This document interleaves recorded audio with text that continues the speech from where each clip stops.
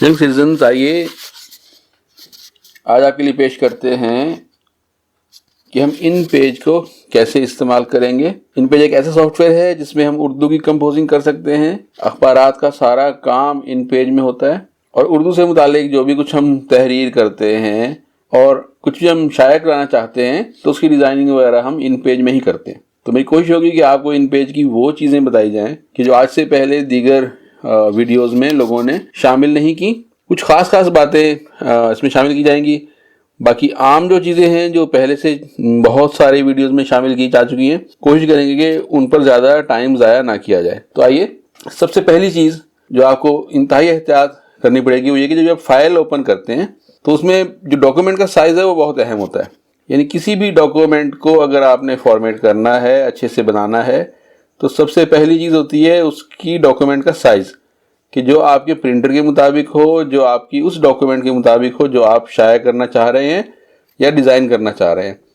तो आइए देखिए, यहाँ से फाइल में जाके जब हम न्यू पे क्लिक करते हैं, इसके लिए एक शॉर्टकट भी है कंट्रोल एन प्रेस करें या फाइल जाके न्यू पे क्लिक करें तो ये वाली विंडो सामने आती है। इसमें सबसे जो पहली ऑप्शन है, ये एक आपको ड्रॉप डाउन बॉक्स नज़र आएगा जिसमें मुख्तलिफ साइज़ दिए गए हैं पेजेस के। ठीक है, एक बात आपने ज़हन रखनी है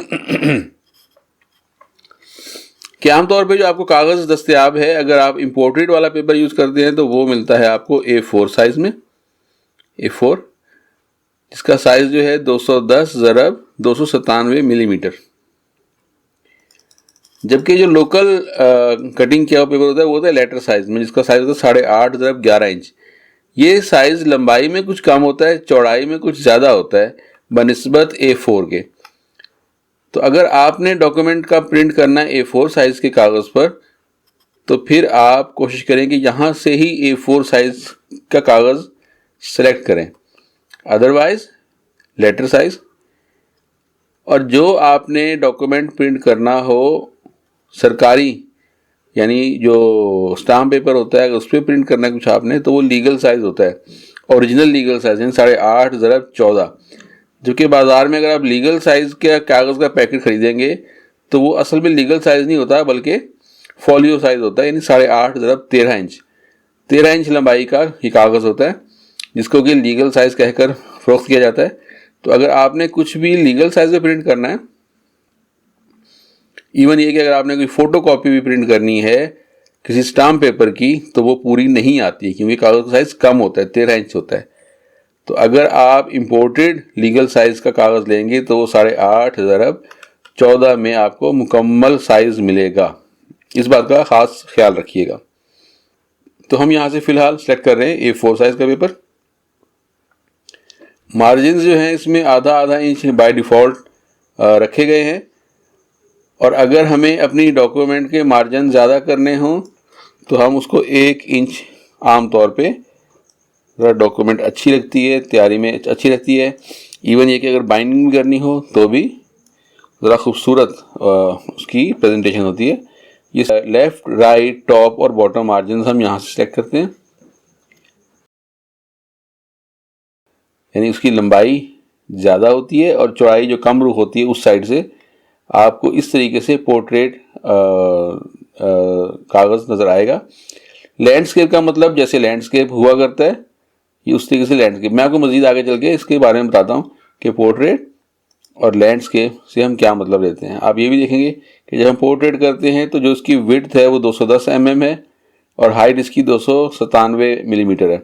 जबकि लैंडस्केप में जाते ही जो उसकी पहले हाइट थी वो उसकी विड्थ हो गई और जो विड्थ थी वो उसकी हाइट हो गई। इस तरीके से आपको अंदाज़ा हो सकता है कि कितने पेज का साइज़ आप ले रहे हैं और किस तरीके से उसकी ओरिएंटेशन होगी, यानी कि वो नज़र कैसे आएगा प्रिंट होते वक्त।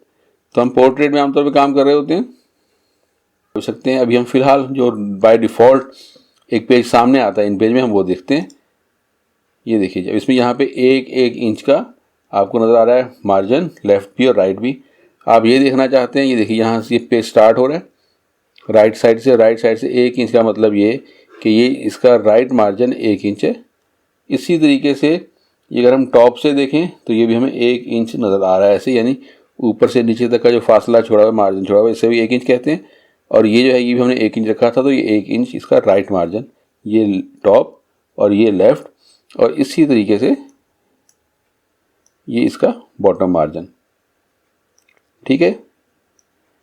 अब अगर हम इसको लैंडस्केप करते हैं तो हम यहाँ फॉर्मेट में जाके, डॉक्यूमेंट में जाके, कहाँ पे है ये डॉक्यूमेंट, और इसको हम लैंडस्केप कर सकते हैं ऐसे। ये अब लैंडस्केप हो गया। और इसको हम अगर पोर्ट्रेट कर देते हैं तो ये इस तरीके से पोर्ट्रेट होता है।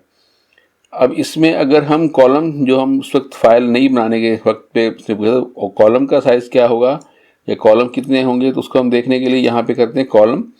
यही विंडो थी स्टार्ट में थी, तो हम यहाँ पे 2 कर देते हैं। तो ये देखिए ये कॉलम 2 हो गए। टेक्स्ट बॉक्स में कॉलम अभी 1 ही नज़र आ रहा है।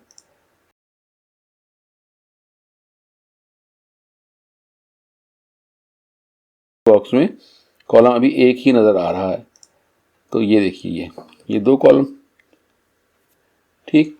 और इसी तरीके से हम अगर बढ़ाना चाहें तो जैसे जैसे हम कॉलम्स बढ़ाते जाएंगे, ये 4 कॉलम कर दिए तो ये 4 कॉलम, ये कॉलम ये कहलाते हैं। मतलब यहाँ से टेक्स्ट लिखना शुरू होगा और ये जब कॉलम पूरा एंड तक चला जाएगा तो ऑटोमेटिकली ये टेक्स्ट यहाँ से आगे चला जाएगा और इस तरह बढ़ते बढ़ते ये ऐसे मूव करता जाएगा आगे से आगे।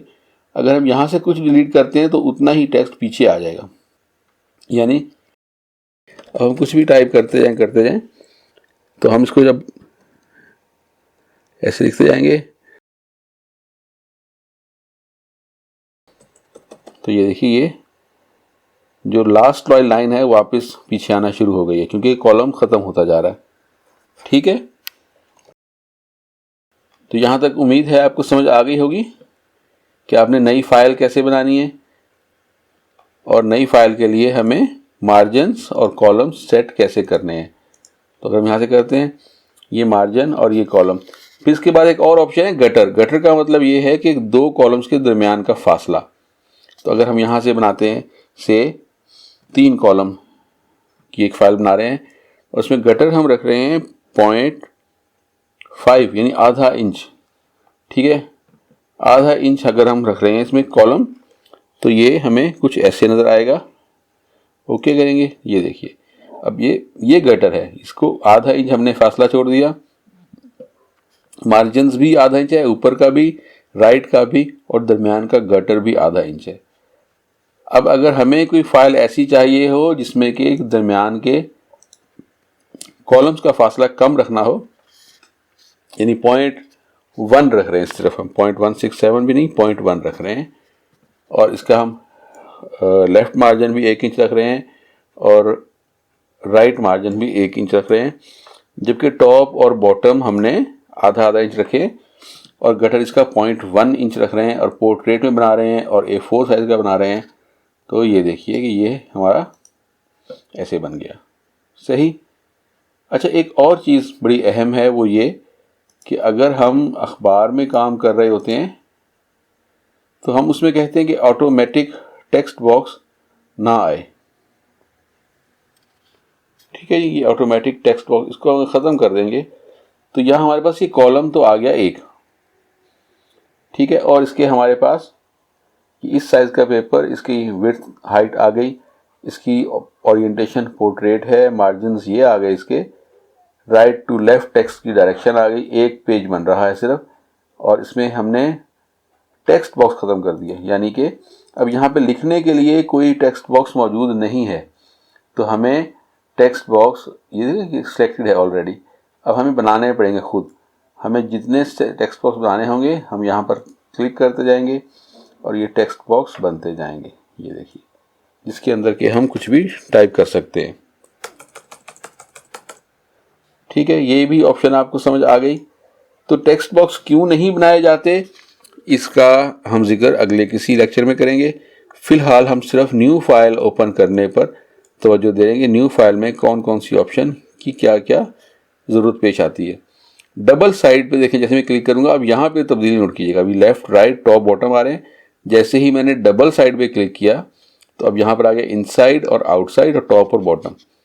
इनसाइड का मतलब ये कि जब हम जिल्द करेंगे तो जिल्द के अंदरूनी जहाँ पर जिल्द होगी उस साइड का मार्जिन हम क्या रखना चाहते हैं। होता यह है कि जब हम जिल्द करते हैं तो अंदरूनी मार्जिन यानी जो चीज़ बाइंडिंग के अंदर आती है जो साइड, उसका मार्जिन हम ज़्यादा रखते हैं। यानी अगर हम 1 इंच रख रहे हैं दोनों साइडों का तो जो बाइंडिंग वाली साइड है वहाँ पर शायद हमारा 0.25 इंच उस बाइंडिंग में लग जाए। तो हम क्या करेंगे, हम इनसाइड वाले मार्जिन को 1.25 कर देते हैं और आउटसाइड वाले को 1 इंच कर देते हैं, और इसी तरीके से टॉप और बॉटम को भी हम 1 इंच कर देते हैं ये। और अब जब हमने डॉक्यूमेंट ये बनाई तो आप ये देखिए कि एक साइड इसकी ज़्यादा है और एक साइड इसकी कम है। ये है 1.25 और ये है 1। लेकिन जैसे ही हम काम करते करते नेक्स्ट पेज पर मूव करते हैं तो अब ये 2 पेज आ जाएंगे यहाँ पर। ये देखें हम एंटर करते जा रहे हैं और जैसे ही हम नेक्स्ट पेज पर आए तो ये देखिए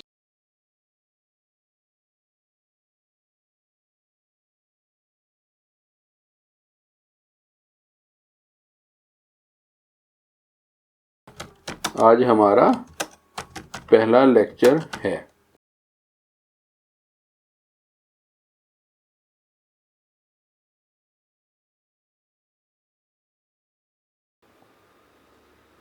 अस्सलाम वालेकुम जी। आज का हमारा जो लेक्चर है, हम आगे चलते हैं। पहले लेक्चर में हमने पढ़ा था पेपर के साइज़ का, मार्जिन्स का, कुछ कॉलम्स के बारे में। तो आज हम उससे अगली बात करते हैं। नेक्स्ट आज हम सारे टूल्स एक दफ़ा सीख लें और इन टूल्स के बारे में कि कौन से टूल से क्या होता है ये हम थोड़ी सी बात कर लें, और कुछ हम डॉक्यूमेंट के बारे में बात करते हैं। तो आइए देखते हैं। इसमें सबसे पहला जो टूल है सबसे ऊपर ये है, इसे कहते हैं सिलेक्ट टूल या पिक टूल। यानी जैसे कि अब इस पे आएंगे तो हम यहाँ पे इस टेक्स्ट बॉक्स को सिलेक्ट कर सकते हैं। सिलेक्ट करेंगे और इसको अगर हमने और करना है तो यही, अगर लॉक नहीं है, लॉक ख़त्म कर दें इसका, तो हम इसको मूव भी कर सकते हैं इस तरीके से। ठीक है, ये है, इसे कहते हैं सिलेक्ट टूल या पिक टूल। और दूसरा जो है इसका ये वाला, ये कर्सर है। जब ये कर्सर की शेप में आता है तो इसको हम कुछ भी करके टाइप वगैरह कर सकते हैं।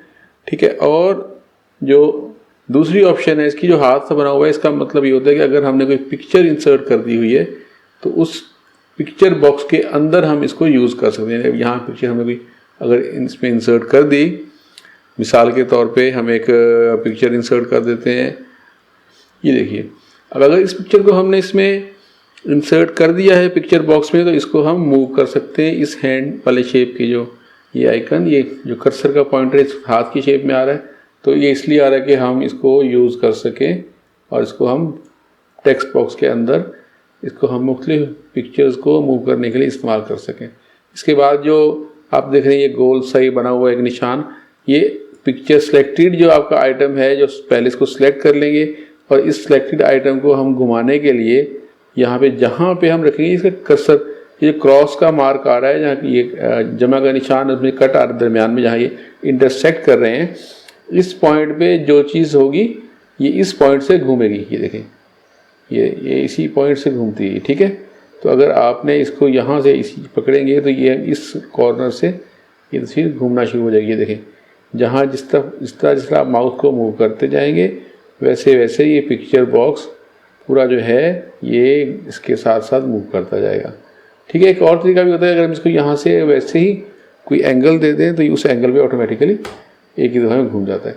लेकिन अगर हमने मैनुअली कुछ चीज़ उसको रोटेट करना है तो फिर हम यहाँ से क्लिक करके और इसकी मदद से यहाँ पे चीज़ों को हम रोटेट कर सकते हैं।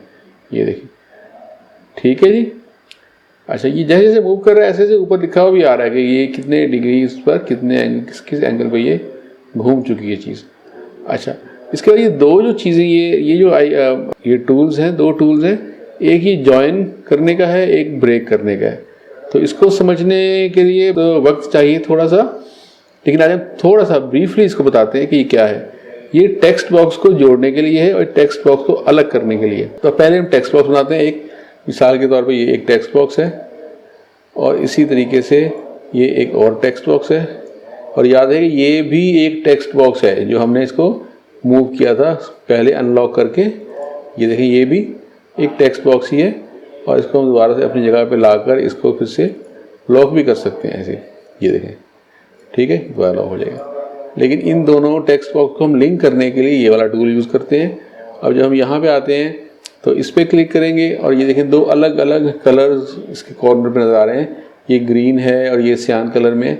तो अगर इनको हमने आपस में लिंक करना हो तो जिसको पहले जहाँ से हम टेक्स्ट हमारा चलेगा उसको पहले क्लिक करेंगे। अब यहाँ से आने के बाद फिर ये कहाँ, ये अब जैसे ही इसका लिंक डेवलप हुआ तो ये भी ग्रीन हो गया। इसी तरीके से अगर ज़्यादा टेक्स्ट बॉक्सेस हों से 1 और इसी तरीके से 2 3 4, ये देखिए, तो इसके लिए हम क्या करेंगे, फिर जब हम इस पर क्लिक करेंगे तो ये यहाँ से टेक्स्ट मूव करके इधर आ जाएगा, फिर यहाँ पे क्लिक करके इसको फिर हम इधर कर देंगे और इधर से फिर इधर और इधर से फिर इधर और फिर इधर से फिर इधर और इधर से फिर इधर। ठीक है, अब ये जो है ये यहाँ से टेक्स्ट शुरू होगा और ये यहाँ पर आएगा इस तरीके से। और इसी तरीके से अगर हम ये इसको उठा के ये यहाँ से ये इधर, अब ये इधर नहीं आ रहा, इसका लिंक हमने ब्रेक कर दिया। तो इस लिंक को ख़त्म करना है अगर हमने, तो हम इसको ऐसे करके ब्रेक कर देंगे। ये देखें, ये देखें, ये देखिए, ये तमाम के लिंक्स आपस में ख़त्म हो। एक दफ़ा फिर हम देखते हैं इसको। टेक्स्ट को लिंक करने का मतलब ये है, ये पहले हम सबको उनको उड़ा के पहले एक दफ़ा समझाते हैं सारा तरीके से। अगर हम एक डॉक्यूमेंट बना रहे हैं जिसमें कुछ तहरीर यहाँ पर आ रही है और फिर इसके बाद यहाँ पर एक कोई और चीज़ प्रिंट शुदा है पहले से, जिसका उसने प्रिंट करना है, यहाँ पे कोई डिज़ाइन बना हुआ है जैसे शादी कार्ड में आमतौर पे होता है, और हम उसने यहाँ से टाइप करना शुरू करना है और यहाँ तक आने के बाद हम ये टेक्स्ट किसी और जगह पर मुंतकिल करना चाह रहे हैं। से हम जो है इसको, इसके बाद यह जैसे ही ख़त्म होगा तो हम इसको कहते हैं यहाँ पे आ जाइए सारा। अब ये हमारा जो है ये लिंक टेक्स्ट बॉक्स वाला टूल जो है ये काम आएगा। इस पर क्लिक करते हैं तो ये हमें फ़ौरन ही अलग अलग कलर्स शो कर रहा है। अब इसका कलर ग्रीन है, इस पर क्लिक कर देंगे एक दफ़ा, तो जैसे ही हम इस पर क्लिक करने के बाद हम यहाँ पर लेके आ रहे हैं कर्सर को, तो ये लिंक वाला आइकन शो भी कर रहा है। जैसे यहाँ पे ये वाला निशान है, ऐसे ही कर्सर का शेप ये हो गया। तो यहाँ क्लिक करते साथ ही ये इनका आपस में एक लिंक डेवलप हो जाता है। अब जब हम इस बॉक्स में कुछ टाइप करते हैं, देखिए हम यहाँ पे कुछ टाइप करते हैं, हम इसका फ़ॉन्ट का साइज़ ज़रा बड़ा कर लेते हैं ताकि जल्दी जल्दी जगह फिल भी हो जाए और हम आगे मूव भी कर जाए। देखिएगा ज़रा, आज का दिन हम टेक्स्ट को लिंक करके अगले टेक्स्ट बॉक्स में ले जाना।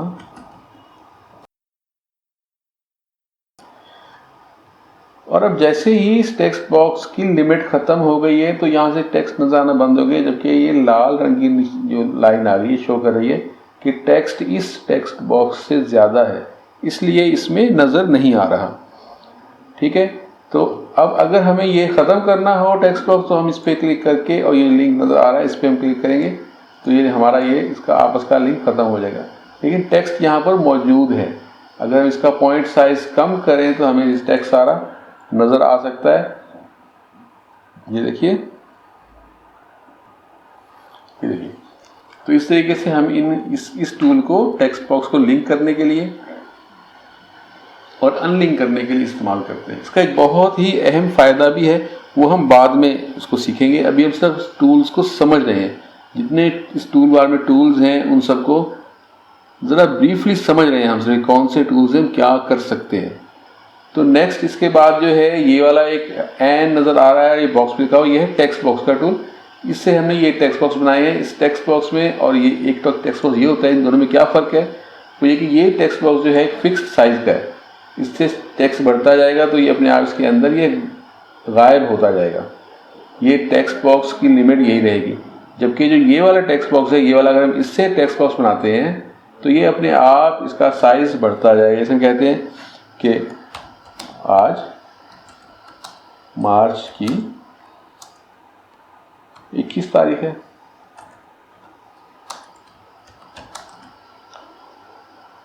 ठीक है, और ये साल 2021 है।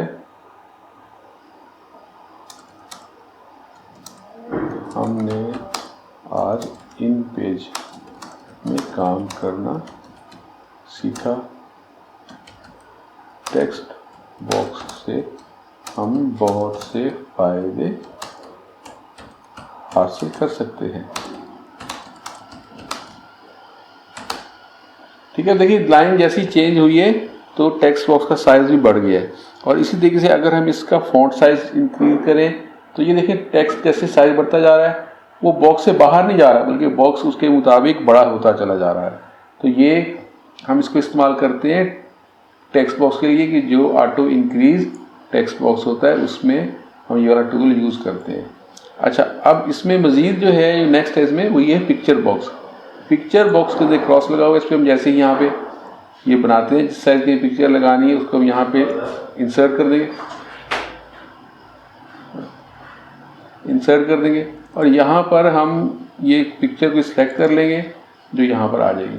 अब ये देखिए कि इस पिक्चर को अगर हमने सेट करना है तो ये इसी कर्सर वाला टूल जो है इसी को सिलेक्ट करके इसको हम मूव कर सकते हैं। ठीक है, और अगर हमने इस बॉक्स के अंदर इस पिक्चर को सेट करना है कि बिल्कुल सेंटर में आ जाए तो यहाँ पर ये इसके कुछ दीगर टूल्स हैं। इसको अगर हमने इन्वर्ट करना है हॉरिजॉन्टली तो इसको यहाँ से क्लिक करते हैं, वर्टिकली करना हो तो ऐसे क्लिक करके इसको और उसकी डायरेक्शन तस्वीर की चेंज कर सकते हैं।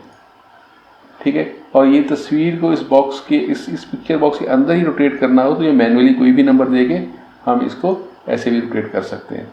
ठीक है, और इस तस्वीर को अगर हमने ब्राइटनेस वगैरह सेट करनी है तो यहाँ से ब्राइटनेस इसकी बढ़ाई जा सकती है, से 20% बढ़ा दिया हम तो ये लाइट हो गया कलर इसका, और जिस तरह से बढ़ाते जाएंगे तो ये और ज़्यादा लाइट होती चली जाएगी।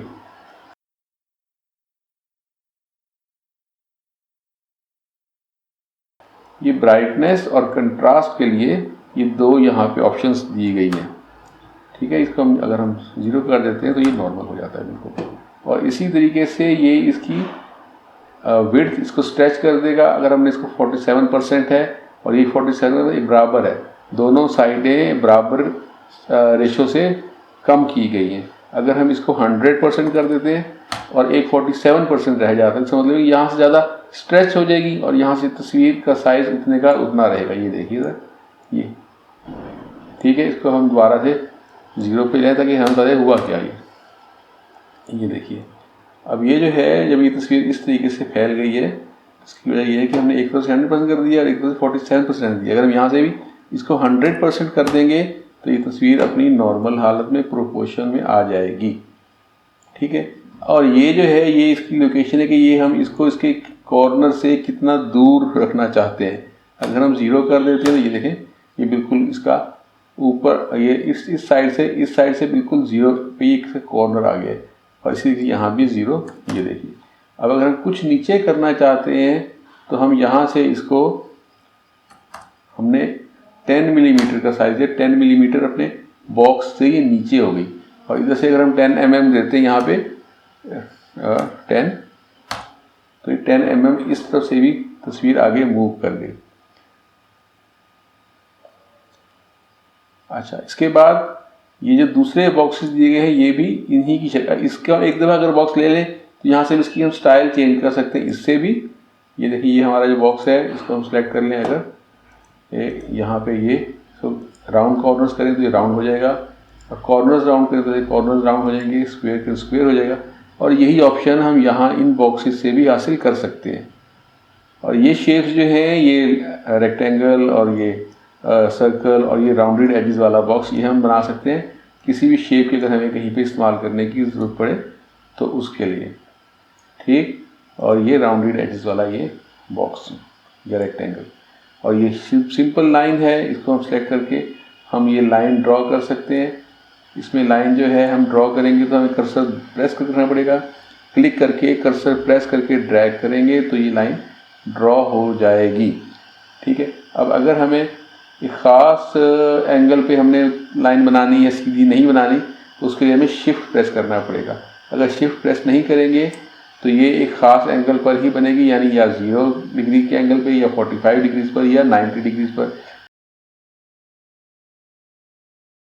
ठीक है, यानी 45 डिग्री का मार्जिन छोड़कर 45 डिग्री की स्टेप के साथ ये लाइन हम इसमें ड्रॉ कर सकते हैं। लेकिन अगर हम शिफ्ट प्रेस कर लेंगे तो हम जहाँ पर चाहें, जहाँ जिस एंगल पे चाहें हम लाइन ड्रॉ कर सकते हैं। ये देखिए शिफ्ट प्रेस करके ये ऐसे हम जहाँ से चाहें इस लाइन को ड्रॉ कर सकते हैं। और फिर एक ये फ्री टूल है शेप का, इसके लिए हम इसकी भी बहुत सारे इस्तेमाल है इसका भी। देखें अभी हमने ऐसे बनाया तो ये एक रेक्टेंगल बन गया, लेकिन जैसे ही हम इसकी किसी भी लाइन पे टच करके और किसी भी नोड, ये जिसकी नोड है इस पर हम टच करते हैं तो हम फिर क्या कर सकते हैं कि इसी नोड की मदद से हम इसकी जो शेप चाहे वैसे बना सकते हैं। ये देखिए, ये इस लाइन पे जहाँ पे हम सेलेक्ट करेंगे ये हमारे लिए बहुत ज़्यादा फ़ायदेमंद भी साबित होता है। कहीं हमें ज़रूरत पड़ती है, इसकी भी ज़रूरत पड़ती है, तो वो जैसे जैसे इसकी ज़रूरत पड़ा करती है हम वैसे आपको इसका बताएंगे कि ये हमारे किस किस काम आ सकता है। तो आज का लेक्चर इतना ही, मिलते हैं अगले लेक्चर में मज़ीद जानने के लिए कि इन पेज में हम क्या कुछ कर सकते हैं और कैसे कर सकते हैं। तो देखते रहिए। इसका जब आप लाइक और सब्सक्राइब कर देंगे, सब्सक्राइब से बेल आइकन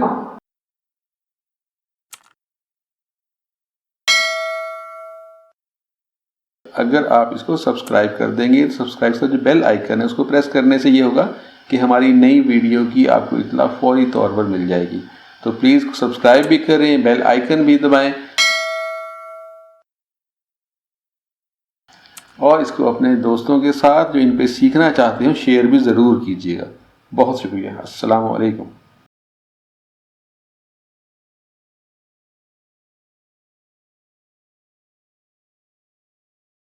अस्सलाम वालेकुम। आज इन पेज के लेक्चर नंबर 3 के साथ हाजिर हैं।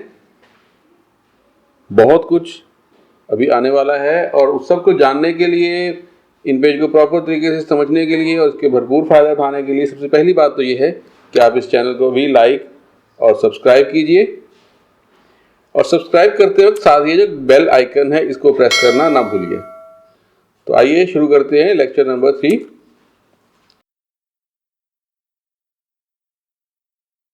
हम नई डॉक्यूमेंट ओपन करने के लिए जो इसकी ऑप्शंस थी उन सबसे वाकिफ़ हैं और जानते हैं कि हमें पेज साइज़ क्या लेना है, हमें मार्जिन्स कितने छोड़ने हैं, हमें कॉलम्स कितने रखने हैं और गटर का मतलब क्या है, ये सब चीज़ें हमें मालूम हैं और हम पढ़ चुके हैं। इसके साथ साथ एक चीज़ और थी कि हम जब टेक्स्ट टाइप करेंगे तो हमें किस तरीके से लिखना है, यानी हम इंग्लिश टाइप करना चाहते हैं यानी लेफ़्ट टू राइट, या उर्दू जो कि राइट से लिखी जाती है लेफ़्ट की जानिब, तो उस टेक्स्ट की डायरेक्शन भी हम यहाँ से सिलेक्ट कर सकते हैं और कितने पेजेस हमें चाहिए होंगे। ठीक है, तो ये जितने पेज चाहिए यहाँ पर हम इकट्ठे भी दे सकते हैं।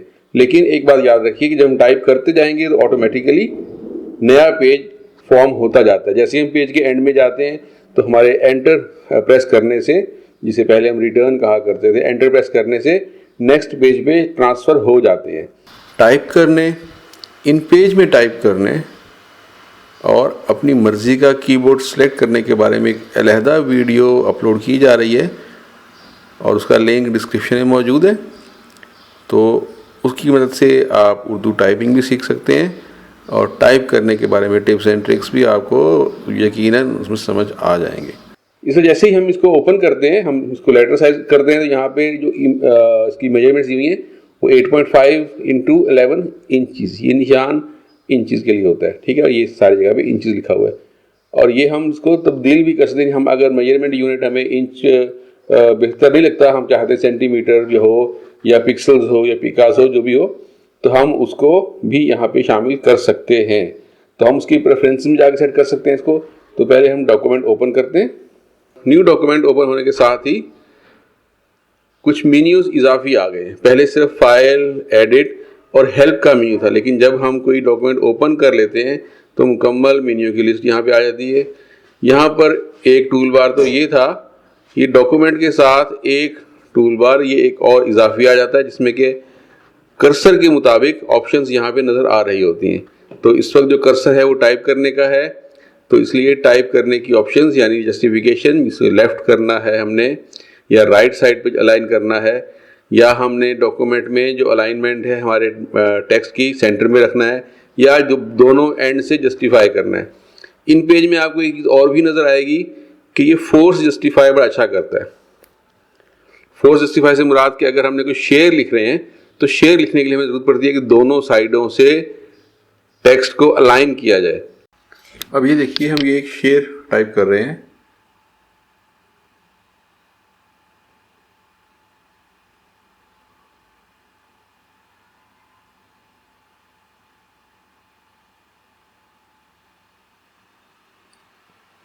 इस वक्त ये है राइट साइड पे अलाइन है, ठीक है। ये टेक्स्ट को हम पहले सिलेक्ट करेंगे ताकि इसकी हम अलाइनमेंट चेंज कर सकें। टेक्स्ट सिलेक्ट करके फिर क्या किया हमने, ये देखिए, अब हमने क्लिक किया इसको लेफ्ट साइड पे अलाइन करें, तो ये लेफ्ट साइड सारा टेक्स्ट लेफ्ट साइड पर चला गया। और जब हम इसको अलाइन करते, जब हमने इसको सेंटर किया तो तमाम टेक्स्ट सेंटर में आ गया। और जब हमने इसको जस्टिफाइड किया तो भी तमाम टेक्स्ट इसका राइट साइड पे चला गया। लेकिन और दोबारा जस्टिफाइड करने से आप नोट करें कि पहली लाइन मुकम्मल स्टार्ट टू एंड मार्जिन्स को छू रही है, जबकि सेकंड लाइन में सिर्फ एक लफ्ज़ है लगे और वो राइट साइड पर मौजूद है। और जैसे ही हमने फोर्स जस्टिफाई किया तो कोई ख़ास फ़र्क नहीं पड़ा, बल्कि वो जो लफ्ज़ था, एक लफ्ज़ था आखिरी लाइन में, वो उठकर लेफ़्ट साइड पर चला गया, ठीक है। ये इस तरह क्यों हुआ? क्योंकि पहली लाइन की जो लंबाई थी वो लेफ़्ट और राइट मार्जिन से ज़्यादा थी। तो जैसे ही एक लफ्ज़ आगे जा रहा है, उसने उसको जस्टिफाई करने के लिए लाइन के आखिर में सेट कर दिया। तो इसका हल क्या है कि हम थोड़ा सा, या तो हम साइज़ कम करेंगे टेक्स्ट का, या हम स्पेसिंग कम करेंगे, या हम इसको मार्जिन्स को थोड़ा सा कम कर देंगे ताकि स्पेस ज़्यादा मिले। असल में स्पेस का मसला बन रहा है यहाँ पर। तो हम क्या करते हैं कि हम थोड़ा सा इसमें हमने स्पेसिंग कम की और ये दोनों लाइनों का टेक्स्ट बराबर हो गया। फोर्स जस्टिफाइड, ये फोर्स जस्टिफाइड टेक्स्ट आप देख रहे हैं ऊपर की दोनों लाइनों में। ये जो तीसरी लाइन हमने लिखी है, ये इसमें अल्फाज कुछ कम है, जबकि स्पेसिंग की वजह से इसको पूरा किया गया है। तो जैसे ही हम इसको करते हैं राइट अलाइन, तो देखें कि तमाम के तमाम लफ्ज़ एक साइड पर हो गए और पता लग रहा है कि ये लाइन जो है पूरे लेफ़्ट और राइट मार्जिन को पूरा नहीं कर रही, ठीक है। तो अशआर में आम तौर पे ऐसा होता है कि लफ्ज़ कम हो या ज़्यादा, लेकिन दोनों तरफ से अलाइनमेंट ही उसकी खूबसूरती का बायस बनती है। तभी शेर का जो है वो शक्ल सूरत अच्छी लगती है कि दोनों साइडों से शेर में मौजूद जो अल्फाज हैं वो बराबर नज़र आएँ। और ये इसके साथ ये जो है ये लाइन स्पेसिंग के लिए है कि एक लाइन और से दूसरी लाइन के दरमियान कितनी स्पेस हो। ऑटो का मतलब यह है कि जितना हम फ़ॉन्ट बड़ा करते जाएंगे उतनी स्पेस बढ़ती जाएगी। लेकिन अगर हम कोई मखसूस स्पेस रखना चाहते हैं तो उसको हम यहाँ से सेट करेंगे, ठीक है। और फिर ये है, ये आप निशान से थोड़ा अंदाज़ा हो जाएगा आपको कि इसका मतलब है कि ये एक पैराग्राफ के बाद नेक्स्ट पैराग्राफ में, या एक लाइन के बाद जब एंटर प्रेस करते हैं तो उसकी वजह से हमें दूसरी लाइन में कितना फासला मुयस्सर होता है। अब ये पॉइंट में इसकी मेजरमेंट दी हुई है। फिर ये है फ़ॉन्ट्स, ये इंग्लिश के फ़ॉन्ट्स हैं। जब हम इंग्लिश टाइप करेंगे तो हम यहाँ से फ़ॉन्ट चेंज कर सकेंगे, और जब उर्दू में टाइप करेंगे तो उसके फ़ॉन्ट हम यहाँ से चेंज कर सकेंगे। और फिर फ़ॉन्ट का कलर कि हमने किस कलर में टाइप करना है। और फिर कुछ फ़ॉन्ट की फॉर्मेशन है, यानी बोल्ड है, इटैलिक है, लेफ़्ट टू राइट है, ये राइट टू लेफ़्ट है, या लेफ़्ट टू राइट है। ये दोनों सेटिंग्स यहाँ दी गई हैं। फिर फ़ॉन्ट का साइज़, ठीक है। और फिर ये है उसका अंडरलाइन, सिंगल अंडरलाइन करनी है, डबल करनी है, उसके ऊपर हमने लाइन लगानी है, या जो टेक्स्ट इतना लिखा जाएगा उसके गिर्द एक बॉक्स नमूदार हो जाए, ठीक है। अब ये जो हम टाइप कर रहे हैं उसके अल्फाज के दरमियान की स्पेसिंग यहाँ से हम उसको सेटिंग देख सकते हैं, ठीक है। और यहाँ ये है उसकी स्केलिंग, कैरेक्टर की स्केलिंग, यानी हम अगर कैरेक्टर को दबा कर लिखना चाहते हैं या ज़्यादा फैला कर लिखना चाहते हैं तो हम यहाँ से उसकी पैमाइश दे सकते हैं। 100% का मतलब ये है कि हम जो कुछ लिखेंगे वो 100% साइज में आएगा। मिसाल के तौर पर हम लिखते हैं पाकिस्तान से, ये पाकिस्तान, ठीक है। पाकिस्तान को कोई भी कमांड अप्लाई करने के लिए हमने जो कुछ टाइप किया है उसको पहले सिलेक्ट करना ज़रूरी है, याद रखिएगा। कोई भी कमांड हमने अप्लाई करनी हो तो पहले सिलेक्ट करना ज़रूरी होता है। हम सिलेक्ट कर लिया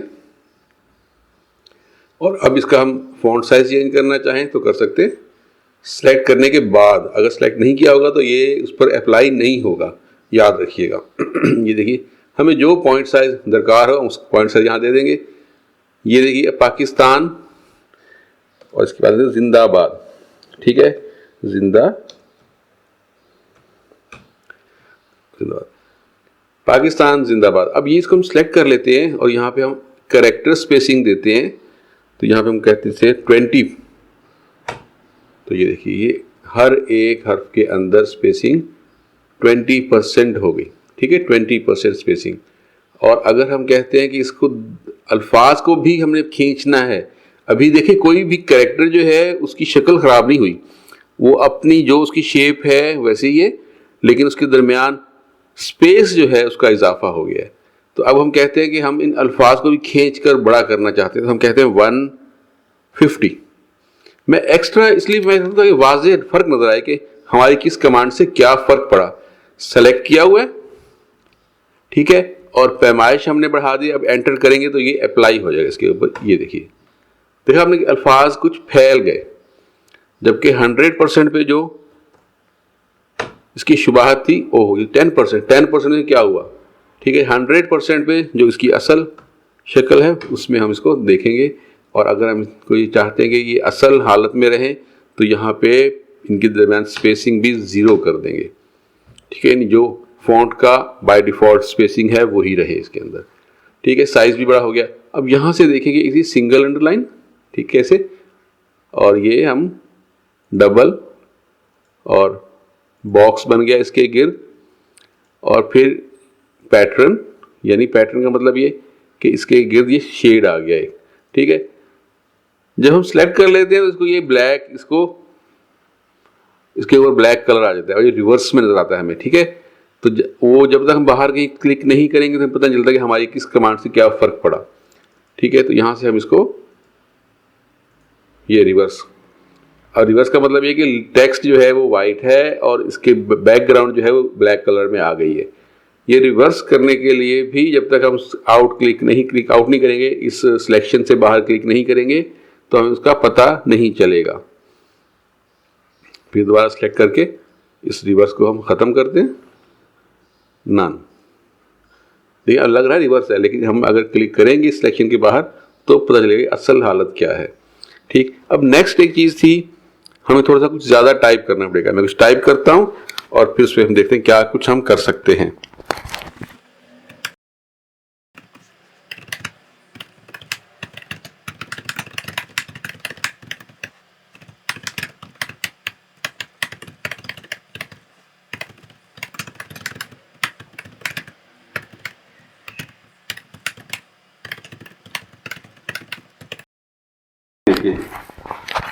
ये देखिए, अब हमने एक पैराग्राफ टाइप कर लिया कुछ, और अब इसके हम बाकी कमांड्स को भी अप्लाई करके देखते हैं क्या होता है। इसके लिए सिलेक्ट करना ज़रूरी है, ठीक है। तो अब हमने यहाँ पे ऑटो किया हुआ था, टेक्स्ट है 48 है, तो हम इसको अगर 48 ही करेंगे, जितना पॉइंट है फॉन्ट का साइज़ है उतना ही हम स्पेसिंग रख देंगे, तो इंग्लिश में तो चलता है। MS वर्ड में अगर हम 1% 1 पॉइंट स्पेसिंग करते हैं, तो लाइन स्पेसिंग 1 करते हैं, इसका मतलब ये होता है कि जितना पॉइंट है उतनी ही स्पेसिंग छोड़ दी जाए। यहाँ पर हालात थोड़े मुख्तलिफ हैं, ये देखिए, ठीक है। अब ये क्या हुआ कि लाइंस के दरमियान सब स्पेस बहुत कम हो गई। अब इसके लिए हम क्या करते हैं कि जो बाय डिफ़ॉल्ट इसकी सेटिंग थी उसको वापस आने के लिए हम 0 टाइप करके एंटर कर देंगे तो ये ऑटो हो जाएगा। क्या हुआ कि यहाँ हमने टी रिमूव नहीं किया, तो कह रहे 0T, उसको समझ नहीं आई कि वैल्यू नॉट टाइप्ड प्रॉपरली, तो हम सिर्फ 0 ही लिखेंगे और कुछ नहीं। ये देखिए, अब ये ऑटो अपने आप ऑटो हो गया।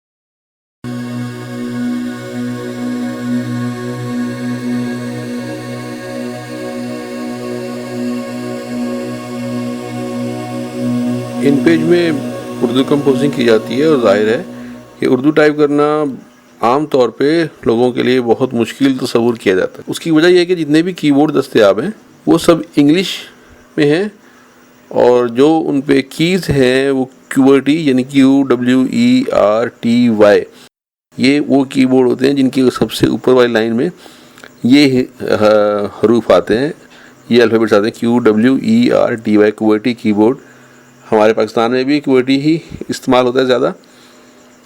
और इन पेज के लिए जो इस्तेमाल होता है कीबोर्ड वो भी QWERTY वाला यही कीबोर्ड ही इस्तेमाल होता है।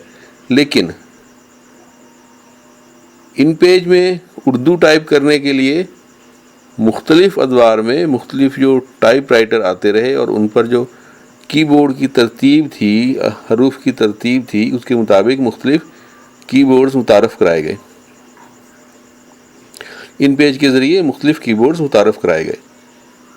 आज हम देखेंगे कि इन पेज में कौन कौन से कीबोर्ड्स इन पेज के साथ ही मौजूद होते हैं। और इस वक्त इन हालात में जबकि विंडोज़ के अंदर भी उर्दू टाइप करने की सहूलत मौजूद है तो हमें कौन सा कीबोर्ड सेलेक्ट करना चाहिए। क्योंकि एक बात याद रखें, जिस पर आप उर्दू की टाइपिंग सीखेंगे एक दफ़ा, जिन कीज़ पर आप जो हरूफ समझ लेंगे और उनको याद कर लेंगे तो आइंदा वही आपके काम आएंगे। हर दफ़ा एक नए कीबोर्ड पे टाइप करना मुश्किल काम है, तो इसलिए इस पर एक ही दफ़ा मेहनत की जाए। और टाइपिंग करने के लिए सबसे अच्छा फार्मूला यही है कि टाइपिंग ज़्यादा की जाए, यानी ज़्यादा वक्त टाइप करने को दिया जाए। तो इसके लिए रोज़ाना की बुनियाद पर कम अज़ कम 1 घंटा टाइप किया जाए और इस तरीके से टाइप किया जाए कि कुछ भी उर्दू में टाइप शुदा कोई अखबार, किताब, कोई सफ़ा साइड पर रख लिया जाए और उसको देखते हुए टाइपिंग की जाए। अपने कैरियर का एक वाक़या मुझे याद आ गया कि मेरा एक स्टूडेंट था जो इन पे सीखना चाहता था और जिस अखबार में मैं काम करता था वहाँ पर तमाम कंप्यूटर्स पर लड़के पहले से मौजूद थे, कोई फ्री कंप्यूटर था नहीं और एक्स्ट्रा टाइम में उसको मैं बुला नहीं सकता था क्योंकि उस वक्त मैं खुद थका हुआ था। तो उसी वक्त में जबकि काम फुल अरूज पे होता था, तमाम कंप्यूटर्स ऑक्यूपाइड होते थे, उसको भी सिखाना मेरे लिए एक टास्क था क्योंकि वो अखबार के शोबा इश्तहारात में था और वो चाहता था कि वो इश्तहारात ख़ुद बनाए, जिसके लिए इन पे जानना बहुत ज़रूरी था। तो उसको मैंने खाली कीबोर्ड दिया, वो कीबोर्ड के जो हमारे इस्तेमाल में नहीं था या जो जैसी कीज़ ख़राब हो गई थी या किसी और मसला था, टेक्निकल फॉल्ट था और वो इस्तेमाल में नहीं आ रहा था, तो वो सिर्फ कीबोर्ड रख कर और अपने सामने साइड पर प्रिंटेड मटेरियल रख के, अब उसने जो मसवदा जो उसको मैटर देता था टाइप करने के लिए, उसने उसको साइड पर रखना और नज़र उसी पर टिका के रखनी और उसको टाइप करना, जहन में ये सोचते हुए कि सामने जो दीवार है वो एक कंप्यूटर है और कंप्यूटर की स्क्रीन है जहाँ पर उसका टाइप किया हुआ नज़र आ रहा है। लेकिन हकीकत ये है कि दरअसल आपको ये जो हरूफ हैं जो कीबोर्ड पे आपको नज़र आते हैं मुख्तलिफ़ कीबोर्ड के फॉर्मेट्स की शक्ल में, ये आपने इतने आपने इस्तेमाल करने होते हैं ये आपकी उंगलियों की पुरों पे छप जाए। मैं ये बात वैसे नहीं कह रहा कि आप हाथ पे उंगलियों छाप लें, मकसद कहने का ये है कि इतना ज़्यादा इस्तेमाल किया जाए कि आपको आंखें बंद करके ये मालूम हो कि कौन सी की कहाँ पर है। टाइपिंग स्टार्ट करने के लिए सबसे पहला असूल तो ये है कि आप जो तशहद की उंगली है जिसे पॉइंटर फिंगर कहते हैं, लेफ़्ट और राइट, लेफ़्ट वाली फिंगर F पे रखें, राइट वाली फिंगर J पर रखें और इसके साथ बाकी उंगलियां जो हैं वो कीबोर्ड पे एडजस्ट हो जाएंगी। ये सेंटर वाली एक रो है जिसमें कि ये A S D F G H J K L semicolon और अपोस्ट्रोफी वाली कीज़ मौजूद होती हैं। इसी की पर आपका हाथ ज़्यादातर रहेगा, अंगूठा स्पेस के लिए इस्तेमाल करेंगे और कोशिश करेंगे कि टाइप करते हुए आपकी हथेली मेज़ पर आराम ना करे, यानी मेज़ से ऊपर रहे और आप टाइपिंग करें। शुरू में थोड़ा सा आपको 2-4 दिन के लिए शायद प्रैक्टिस करते हुए दिक्कत भी हो और ये आपकी जो कलाई है यहाँ पर आपको कुछ दर्द भी महसूस हो, लेकिन ये आर्जी होता है, ये 2-3 दिन में इंसान जो है भूल जाता है, याद नहीं रहता कभी इस तरह की सिचुएशन भी थी। तो आपने हिम्मत नहीं हारनी, ये तो मुहावरा से बहुत मशहूर है आजकल कि हिम्मत नहीं हारनी आपने डरना नहीं है, और जब आपका इरादा पुख्ता होगा तो यकीनन आप अच्छी टाइपिंग स्पीड से टाइपिंग करना सीख जाएंगे। ठीक है, तो जो मुख्तलिफ कीबोर्ड्स हैं जो इन पेज के अंदर मौजूद हैं, वहाँ तक पहुँचने के लिए एडिट मेन्यू में जाके, प्रेफरेंसेस में जाके और कीबोर्ड प्रेफरेंसेस पर आप क्लिक करेंगे। यहाँ से ये मुख्तलिफ कीबोर्ड हैं, आफ्ताब है, मुक्तदरा है, फोनेटिक है, फ़ारसी, अरबिक, कश्मीरी, कुर्दिश, और फिर इसके साथ साथ बहुत सारे यूज़र डिफ़ाइंड कीबोर्ड्स भी मौजूद हैं। यूज़र डिफ़ाइंड का मतलब ये कि आप अपनी मर्ज़ी से इनको डिफ़ाइन कर सकते हैं। किसी भी कीबोर्ड को देखने के लिए उस कीबोर्ड को सिलेक्ट करें और नीचे इसका व्यू आ रहा है, यहाँ से आप देख सकते हैं कि इस कीबोर्ड में कौन सी की कहाँ पर है, कौन से कीबोर्ड पे जो फिज़िकल की है वहाँ पर कौन सी वर्चुअली ये की मौजूद है, ये हर्फ कहाँ पर मौजूद है। जैसे कि रे जो है वो आर पे है और अड़े जो है वो कैपिटल आर, ये शिफ्ट के साथ जब आर प्रेस करेंगे तो आएगा। इस वाले कीबोर्ड में कौन सा कीबोर्ड है, ये मुक्तदरा। इसी तरह हर कीबोर्ड लेआउट होता है कीज़ का। और ये देखिए मुक्तदरा देखा हमने पहले, अब फोनेटिक। इनमें से एक जो कीबोर्ड है जिसे कहा जाता है मोनोटाइप, ये सबसे पुराना तरह कीबोर्ड है और इसकी ख़ास बात यह है कि इसमें जो अल्फ़ाबेटिक वाली जो न्यूमेरिकल वाली कीज़ हैं 1 2 3 4, इस पर भी हरूफ मौजूद हैं। तो इस कीबोर्ड को इस्तेमाल करते हुए आपको शिफ्ट का इस्तेमाल ज़्यादा नहीं करना पड़ेगा, वरना क्योंकि उर्दू के जो हरूफ तहजी हैं वो 36 हैं, 36 हैं, और जो इंग्लिश के हैं अल्फ़ाबेट्स वो हैं 26। ठीक है, तो कीबोर्ड पर जो कीज़ मौजूद हैं वो इंग्लिश के हिसाब से हैं। तो उर्दू की उन कीज़ को एडजस्ट करने के लिए मोनोटाइप कीबोर्ड में जो गिनती के नंबर्स हैं, जो न्यूमेरिक कीज़ हैं 1 2 3 4 5 6 7 8 9 0, ये वाली कीज़ की बात कर रहा हूँ मैं, जो सबसे ऊपर होती हैं फंक्शन कीज़ के नीचे, इन कीज़ पर भी हरूफ तहजी मौजूद है। तो आप मोनोटाइप का जब कीबोर्ड व्यू करेंगे तो आपको नज़र आएंगी। मेरी जो रिकमेंडेशन है उन लोगों के लिए जिनको अभी तक जिन्होंने कोई भी कीबोर्ड नहीं सीखा, वो क्या करें, वो यूज़र डिफाइंड कीबोर्ड कोई सा भी ओपन कर लें यहाँ से।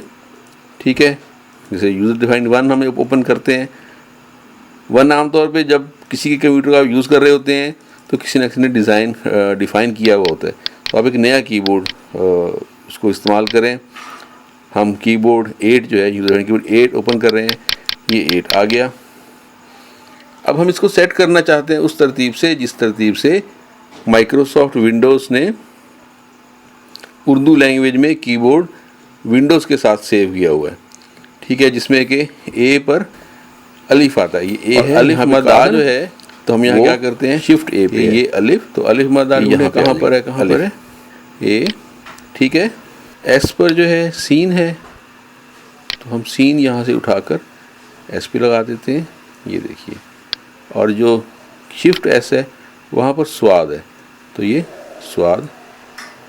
और दाल जो है वो डी पे है, तो यहाँ से हम दाल को उठाकर और इधर हम एडजस्ट कर देते हैं। अब ये जो सेटिंग कर रहा हूँ उसका फ़ायदा ये होगा कि अगर आप इन पेज के लिए कीबोर्ड याद करना शुरू करेंगे तो ऑटोमेटिकली आप लैंग्वेज चेंज करके किसी भी प्रोग्राम में, वो इन MS ऑफिस है कि कोई भी एप्लीकेशन है, वर्ड है, एक्सेल है, पावर पॉइंट जो भी है, या फेसबुक पे आप टाइप करना चाह रहे हैं और अपनी कम्युनिकेशन करना चाह रहे हैं उर्दू में किसी भी सॉफ्टवेयर में जो आप ऑनलाइन यूज़ कर रहे हो, तो आप ये कीबोर्ड याद कर लेंगे तो आपको वहाँ टाइप करने में भी आसानी होगी।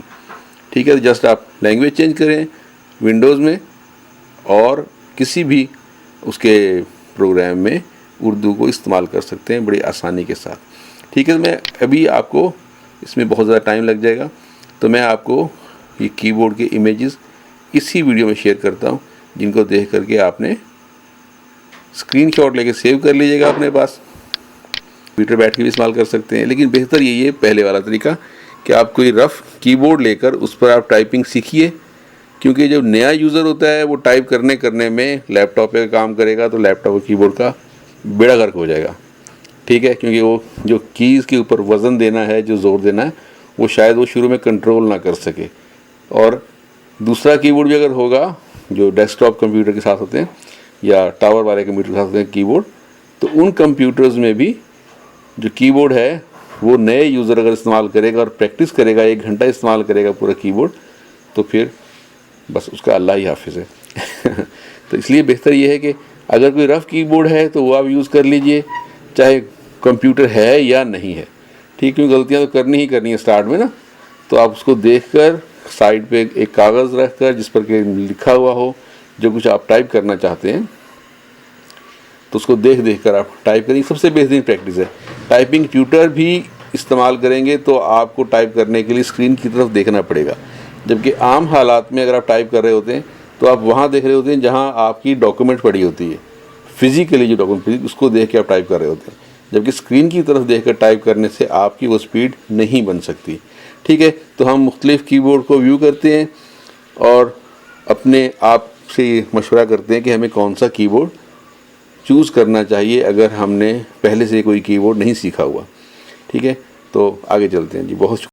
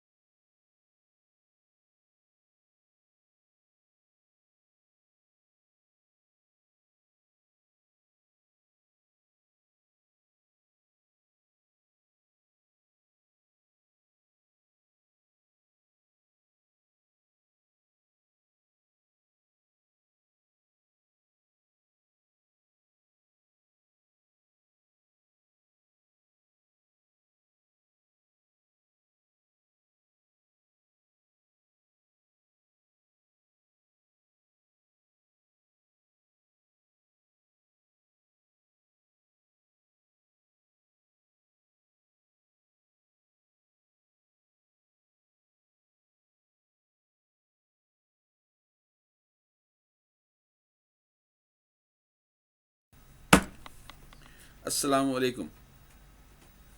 आज हम इन पेज के एक और लेसन के साथ हाजिर खिदमत हैं। आज हम पेश करेंगे कि किस तरीके से हम किसी भी गज़ल को फॉर्मेट करेंगे, उसका अच्छा बैकग्राउंड देंगे और बाकी जो जो कमांड उस पर अप्लाई होंगी उनको हम किस तरीके से मैनेज करेंगे। तो आइए शुरू करते हैं। सबसे पहले हमें चाहिए टेक्स्ट, यानी हमने जो गज़ल डिज़ाइन करनी है उसका टेक्स्ट हमें चाहिए। और ये हमने एक फ़ाइल ओपन की है जिसमें कि हम टेक्स्ट बॉक्स ख़त्म कर दिया है। यानी हम ऐसे कह सकते हैं जब हम फाइल न्यू ओपन करते हैं तो उसमें टेक्स्ट बॉक्स वाली ऑप्शन थी, हमने वो ओपन नहीं की, तो यहाँ पे हमारे पास ये देखिए टेक्स्ट बॉक्स नहीं है। अगर हम ये वाला मेन्यू भी लेते हैं, ये वाली ऑप्शन भी क्लिक करते हैं, तो हमारे पास टेक्स्ट बॉक्स यहाँ पे नहीं है। तो हमें जो कुछ भी टाइप करना है वो हमें खुद ही सिलेक्ट करना पड़ेगा। सबसे पहले हम एक टेक्स्ट बॉक्स बनाते हैं जिसमें कि हमने पोइट्री लिखनी है। इसमें पोइट्री हम इंपोर्ट कर लेते हैं। ये पहले से मैंने टाइप की हुई है ताकि हमारा वक्त ज़ाया ना हो। ये तहजीब हाफ़ी की एक पोइट्री है। और अब हम क्या करते हैं कि इस पोइट्री का फ़ॉन्ट और इसका साइज़ सेलेक्ट कर लेते हैं। से हम यहाँ हमें ज़रूरत पड़ेगी 18 पॉइंट, और 18 पॉइंट के साथ हमें लाइन स्पेसिंग जो है हम कहते हैं कि 26 काफ़ी रहेगी। तो ये देखिए, ओ ये टेक्स्ट बॉक्स हम ज़रा बड़ा कर लेते हैं ताकि सारी पोइट्री आ जाए मुनासिब उस अंदाज में। ये देखिए,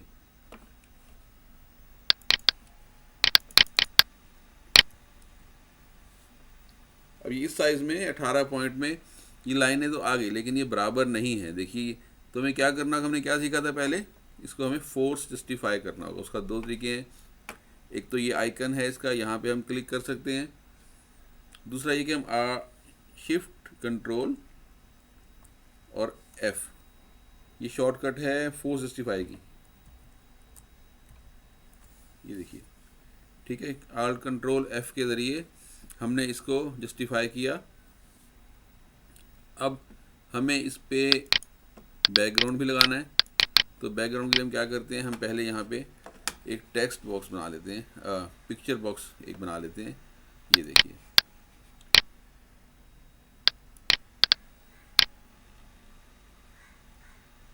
ये पिक्चर बॉक्स बना लिया गया।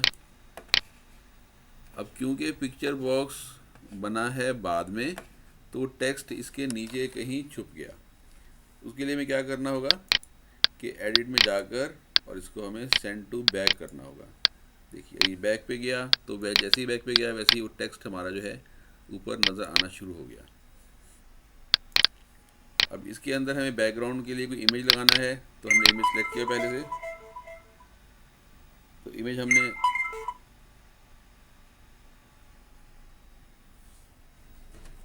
बैकग्राउंड में हमें इमेज लगाना है, तो इमेज हमने पहले से सेलेक्ट किया हुआ है।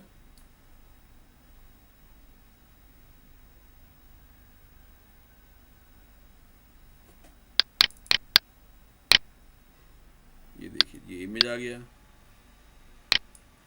अब ऐसा होता है कि हमने सीखा था कि इमेज को हमने अगर टेक्स्ट बॉक्स के पिक्चर बॉक्स के अंदर उसके मुनासबत से सेट करना है, तो हम यहाँ से परसेंटेज दे सकते हैं। लेकिन हम ये चाहते हैं कि ये इमेज जो है इसको हम स्ट्रेच कर लें, मैनुअली स्ट्रेच कर लें। लेकिन जब इसको हम इस पिक्चर बॉक्स को कम या ज़्यादा करते हैं, तो पिक्चर बॉक्स बड़ा होता है, उसके अंदर मौजूद इमेज जो है वो उसके मुताबिक बड़ा या छोटा नहीं हो रहा। उसका तरीका ये होगा, पहले हम कंट्रोल की प्रेस करेंगे और फिर हम इसको खींचेंगे ऐसे, ये स्ट्रेच करेंगे, तो ये इमेज उसके मुताबिक स्ट्रेच हो गया। जो हमारा इमेज बॉक्स था, पिक्चर बॉक्स था, उसके मुताबिक ये एक्सपेंड हो गया। अब इसके अंदर हमें ये जो चीज़ है, ये टेक्स्ट बॉक्स जो है, ये नज़र टेक्स्ट नहीं आ रहा, टेक्स्ट ब्लैक कलर का है, पीछे बैकग्राउंड के साथ मिक्स हो गया थोड़ा सा, तो हम ये कहते हैं कि इसको हम कोई कलर दे लें। लेकिन अगर हम इसको कलर देंगे, बैकग्राउंड कलर देंगे, तो क्या होगा कि ये टेक्स्ट के साथ ही रहेगा। ये देखें, अब हम ये इसकी बाउंड्री से बाहर तो हमें नज़र नहीं आ रहा ना ये कलर, बैकग्राउंड कलर। तो इसके लिए हम क्या करते हैं कि हम एक ये वाला शेप करते हैं सिलेक्ट, और ये हम ड्रॉ कर देते हैं इस तरीके से। ये देखिए, ठीक है। अब इसको हम सेंड टू बैक करेंगे, ताकि इसमें हम जो कोई कलर वगैरह फिल करें तो वो नज़र आए। और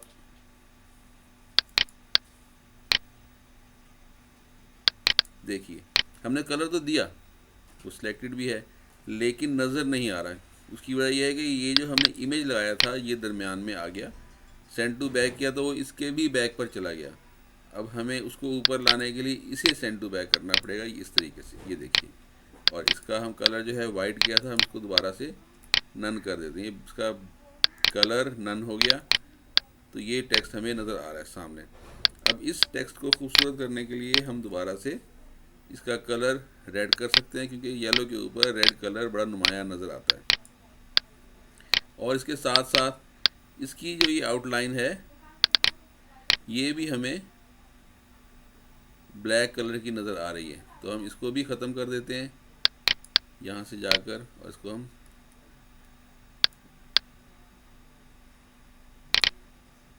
वाइट कर देते हैं। यहाँ इसको यहाँ से जाके हम इसको नन कर देते हैं। तो अब ये इसकी आउटलाइन ख़त्म हो गई और टेक्स्ट हमारा नुमाया हो गया। हम चाह रहे हैं कि यहाँ पर जो है, जो शायर है तहज़ीब हाफ़ी की ये पोइट्री, तो तहज़ीब हाफ़ी की हम एक तस्वीर लगा दें। तो फिर हम एक पिक्चर बॉक्स लेते हैं और यहाँ पर ये स्पेस बनाकर पिक्चर की, और इसमें तहज़ीब हाफ़ी की तस्वीर इंसर्ट कर देते हैं। ये देखिए जी, ये तहज़ीब हाफ़ी की पिक्चर सेट हो गई।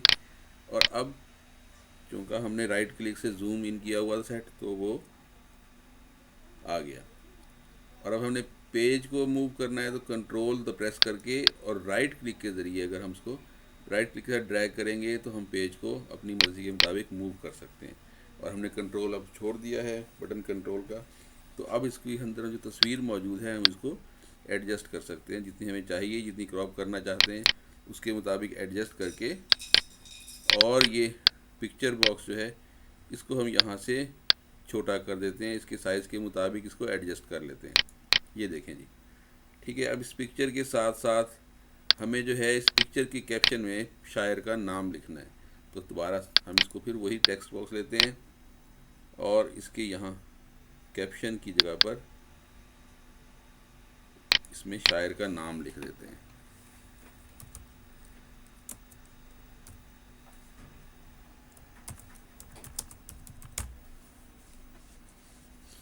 सेंटर करने के लिए आल्ट कंट्रोल और सी, तो ये सेंटर लाइन हो जाएगा इस तरह।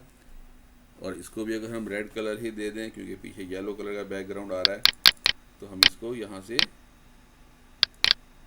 रेड कलर, ठीक है। और ये जो टेक्स्ट बॉक्स है इसके पीछे, इसको भी हम अगर चाहें ताकि टेक्स्ट नुमाया हो सके तो इसको हम कलर दें, तो इसको भी हम यहाँ से येलो कलर दे देते हैं। ये देखिए, ठीक है। और मज़ीद इसको अट्रैक्शन पैदा करें, यहाँ पे अगर हम गज़ल लिख दें तो ज़्यादा खूबसूरत रहेगा। ये यहाँ पर हम लफ्ज़ जो है गज़ल,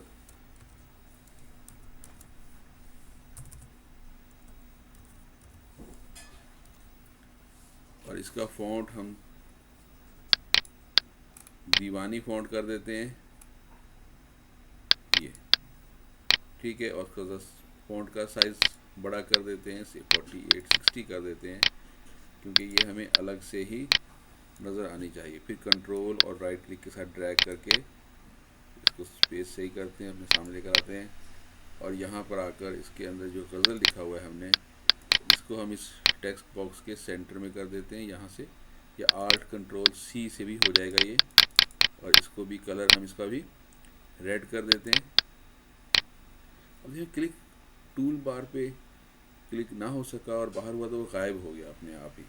तो इसके लिए क्या होता है कि हमें ये सेलेक्ट टूल पे क्लिक करके और फिर हम इसके अंदर ही क्लिक करेंगे तो ये सामने दोबारा नज़र आना शुरू हो गया।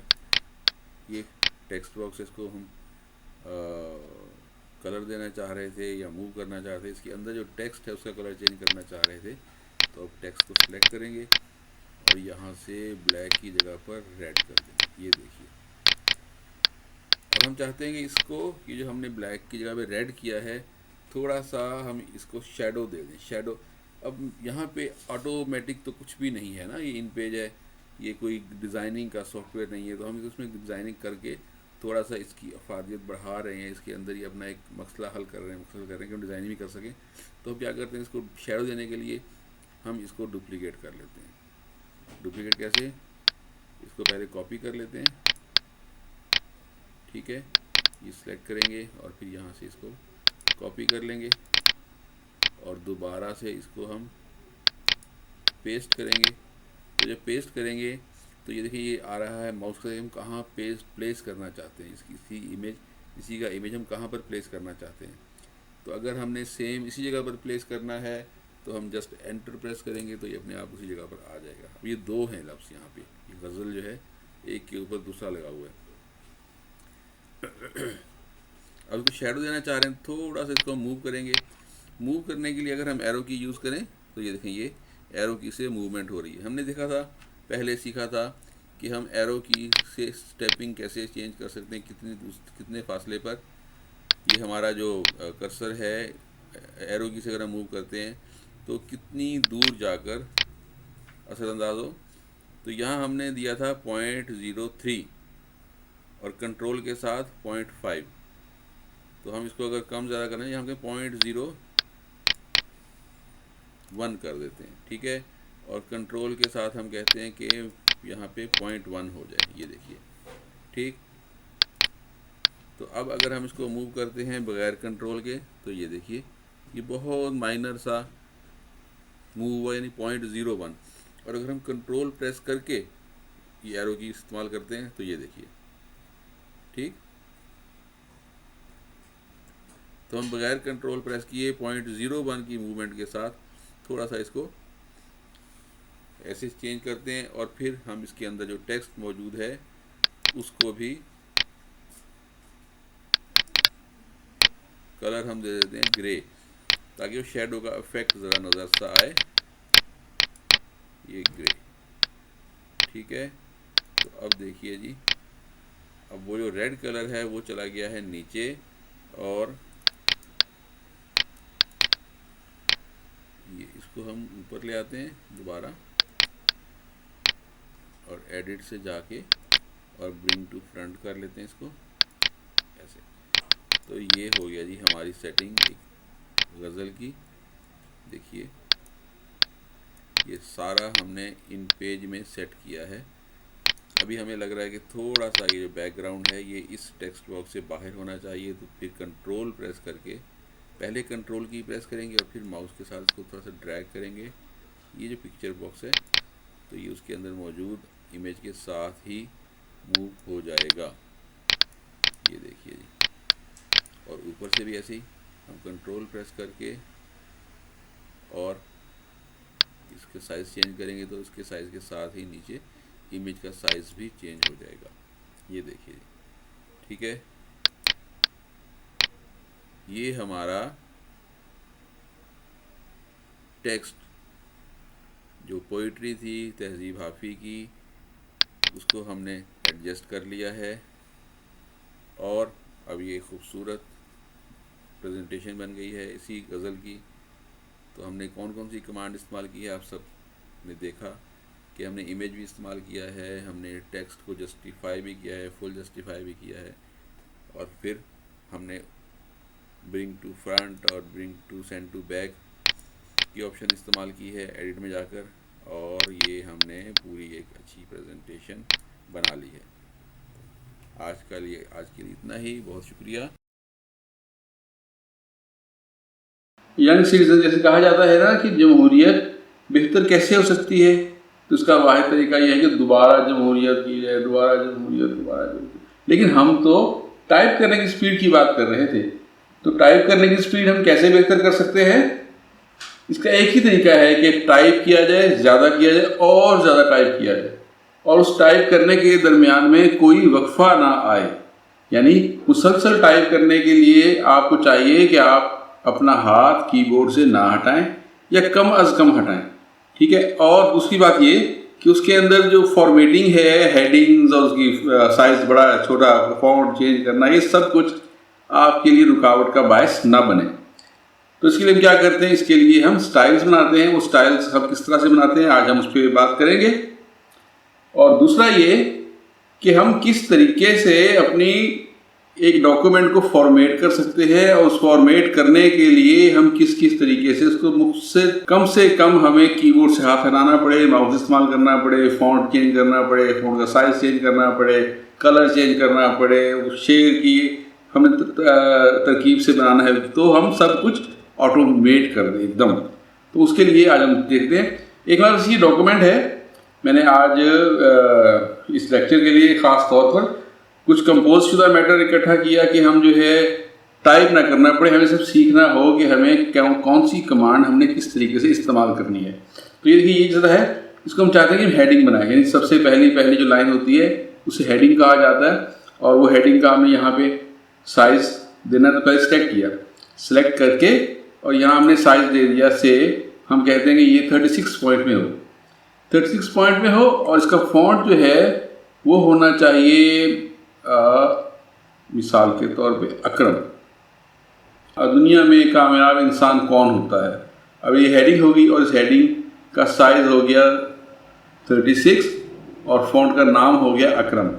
तो अब ये जो बाकी मैटर है ये हम सेलेक्ट कर लेते हैं। इसको हम क्या चाहते हैं, इसको हम चाहते हैं कि ये फॉन्ट साइज़ जो है ये आए 14 पॉइंट में, तो हमने पॉइंट 14 कर दिया।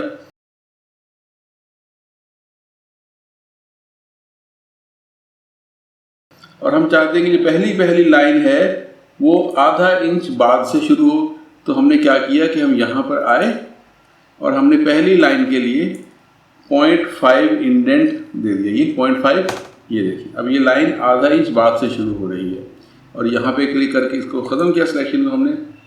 अब ये जो है ये शेर है, और शेर को हम चाहते हैं कि ये दरमियान में आए, दरमियान में आए तो ये पूरा जो पेज है इसका साइज़ क्या है या देख लेते हैं एक नज़र। फॉर्मेट डॉक्यूमेंट में जाके साइडों से 5 आधा इंच और आधा इंच मार्जिन दिया गया है, जबकि A4 साइज़ में है तो विड्थ इसकी है 8.268 इंच। जब हमने 1 इंच कम कर दिया तो ये बच गया 7.268 इंच। अब 7.268 इंच में हमें मार्जिन जो देना होगा कम से कम 3 इंच में तो आएगा मैटर हमारा, तो बाकी बच गए 4.268। तो हम कहते हैं कि हम इसको दोबारा से इस तरफ आते हैं, हमने ये शेप बनाना है इसको, तो ये लेफ्ट साइड से हम मार्जिन दे देते हैं 1.34, राइट साइड से भी 1.34 और अब ये जो आ गया दोनों साइडों से बराबर मार्जिन छोड़ दिया गया। और अभी असल में यहाँ तक टेक्स्ट आना चाहिए, टेक्स्ट कम है तो इसलिए भी लग रहा है कि हमने शायद मार्जिन इस तरफ से ज़्यादा छोड़ दिया हुआ है, जबकि ऐसा नहीं है। तो हम इसको चाहते हैं कि पूरी जितनी जगह अवेलेबल है, जितनी जगह दस्तियाब है उतनी जगह फैल जाए टेक्स्ट। तो हम कहते हैं इसको फोर्स जस्टिफाई, इसको हम Alt-Ctrl-F के ज़रिए इस्तेमाल कर सकते हैं, लेकिन यहाँ फिलहाल हम माउस इस्तेमाल कर रहे हैं। ये देखिए, तो हमारे पास जो स्पेस है हम उसको देखने के लिए ज़रा इसको जूम आउट करेंगे। तो जूम आउट करने के लिए या जूम इन करने के लिए F5 से लेके F8 तक की कीज़ इस्तेमाल होती है, यानी F5, F6, F7 और F8। ठीक है जी। तो अब हम जो है देख रहे हैं कि ये बिल्कुल सेंटर में आ गया और साइडों पे इसके मार्जिन भी आ गया। अब नेक्स्ट जो है हमें यही वाला फॉन्ट और साइज़ दोबारा लगाना है, तो हम दोबारा से उसको सेलेक्ट करते हैं और यहाँ पर फिर जाकर इसको हमने कितना पॉइंट जैसा भूल गया ना, तो यहाँ हम देखते हैं कि ये है 14 पॉइंट, तो सेलेक्ट किया और ये हमने कर दिया 14 पॉइंट।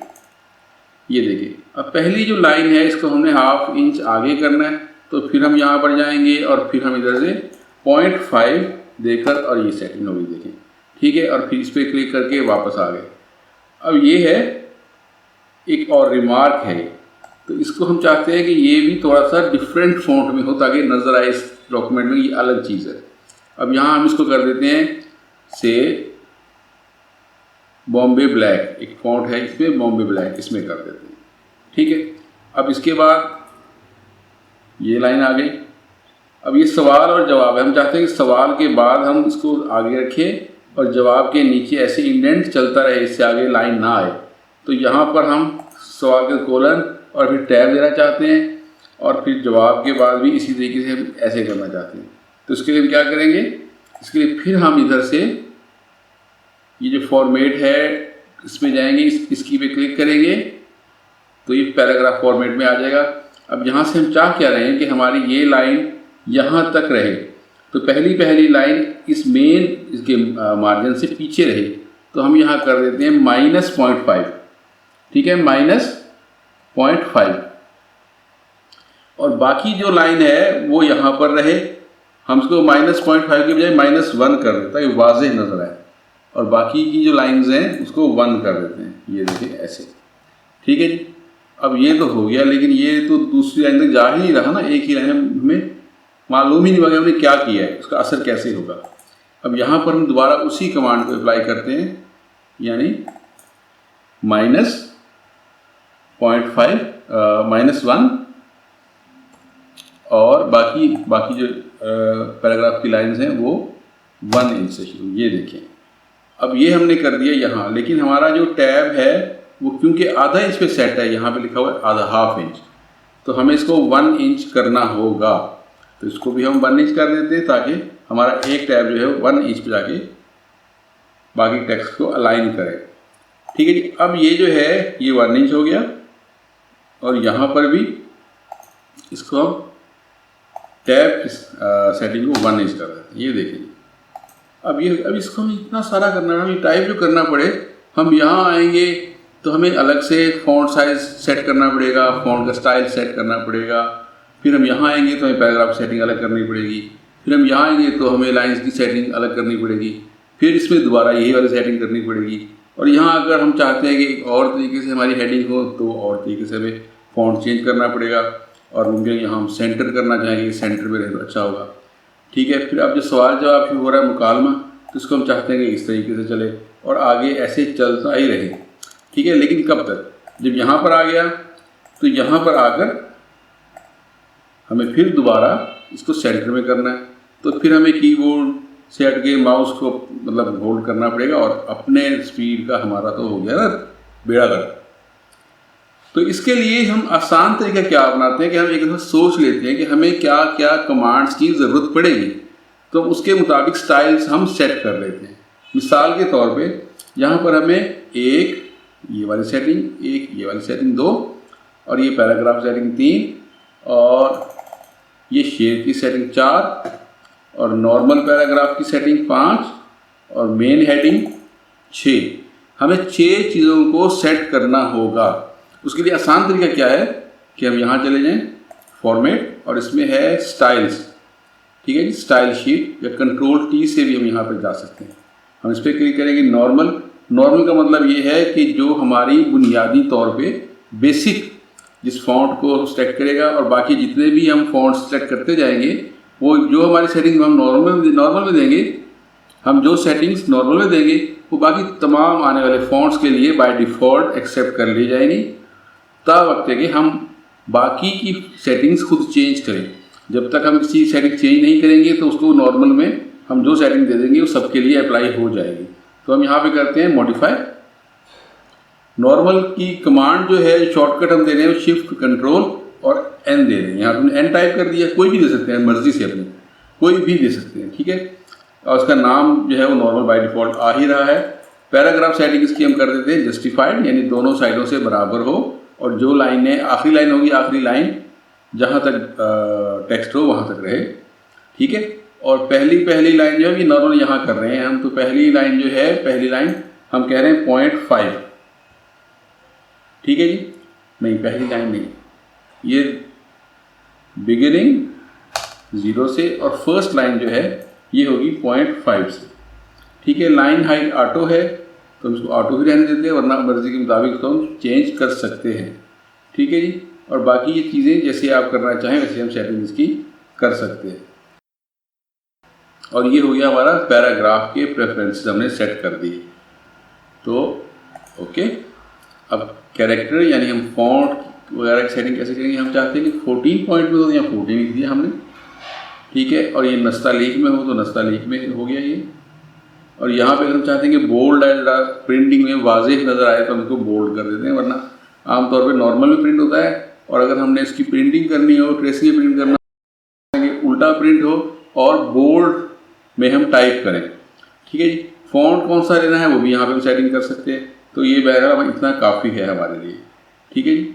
और ओके, अब ये हमारी एक सेटिंग हो गई नॉर्मल की, ओके। अब दूसरी हमें ये मेन हेडिंग सेटिंग करनी है, तो हम यहाँ जाते हैं न्यू, और यहाँ करते हैं हेडिंग 1, HEADING 1, ओके। ये भी ओके हो गया जी। अब इसको हम चाहते हैं कि शिफ्ट कंट्रोल और 1 से ये हमारी कमांड अप्लाई हो जाए। नाम इसका हेडिंग 1 है, बेस नॉर्मल ही है। अब हाँ, बस एक ही हमने स्टाइल बनाया, एक ही स्टाइल नॉर्मल आ रहा है। अगर चाहते हैं हेडिंग का स्टाइल किसी और स्टाइल पर बेस करें तो हम वो भी यहाँ पर ला सकते हैं। यानी मिसाल के तौर पर हम हेडिंग 2 बनाना चाहते हैं, फॉन्ट हम यही इस्तेमाल करना चाहते हैं, सिर्फ साइज़ का फ़र्क करना चाहते हैं, तो हम बेहतर हो बजाय सारी सेटिंग चेंज करें, हम अपनी हेडिंग 1 ही यूज़ कर लेंगे बेस के तौर पर। अभी हेडिंग 1 खुद तैयार हो रही है, ठीक है जी। तो ये शिफ्ट कंट्रोल 1 के साथ काम करेगी। पैराग्राफ सेटिंग में जाते हैं तो जस्टिफाइड नहीं, ये हम चाह रहे हैं कि राइट साइड पे अलाइन हो, इसको हम करते हैं राइट अलाइन, ठीक है जी।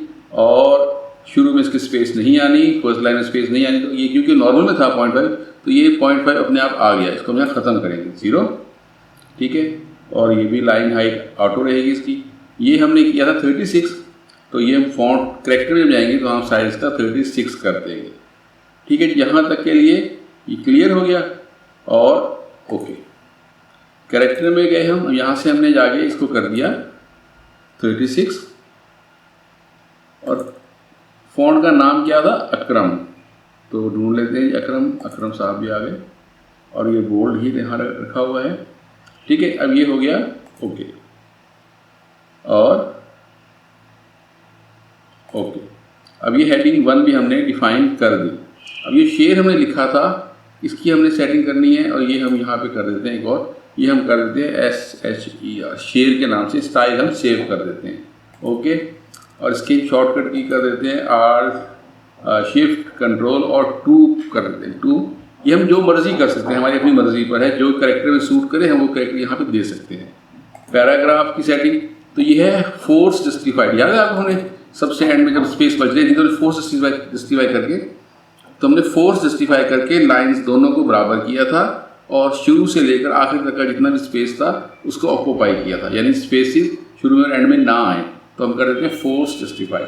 और लाइन हाइट भी हमने ऑटो रखी हुई है, और फॉन्ट का साइज हम जो है वो बाद सेट करते हैं।